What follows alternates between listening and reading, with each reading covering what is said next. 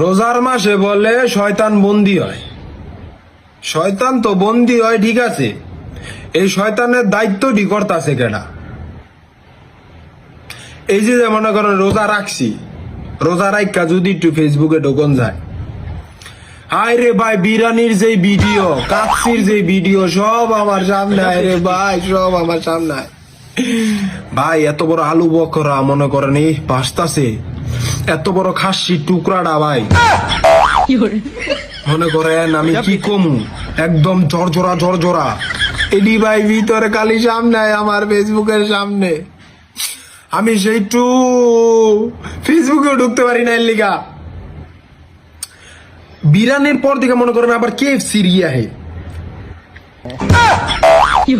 কি কমু হনে ভাই, কি কমু ভাই, রোজাটা রাখছি ভাই, শয়তান তো ভাই বন্দি, তাইলে এই যে এডিয়া হেকির লিগা ভাই।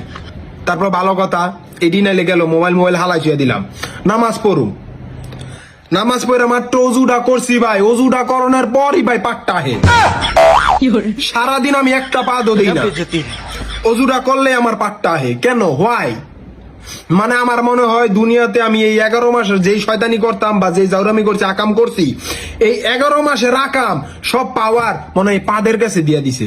আমার পুটকিতে এত ডিলেই আসলো না, হঠাৎ করে অজু করলে ডিল হয়ে যায়, অজুটা কইরা হাঁটতে পারি না রে ভাই,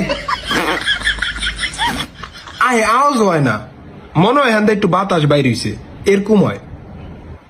মানে অজুটা করার পরেই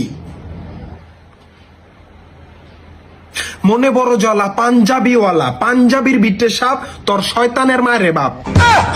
গেছ তখন তোর পাওয়ার দিয়া গেছ পাদের গেছে আর ফেসবুকের গেছে, হালার ঘরে হালা।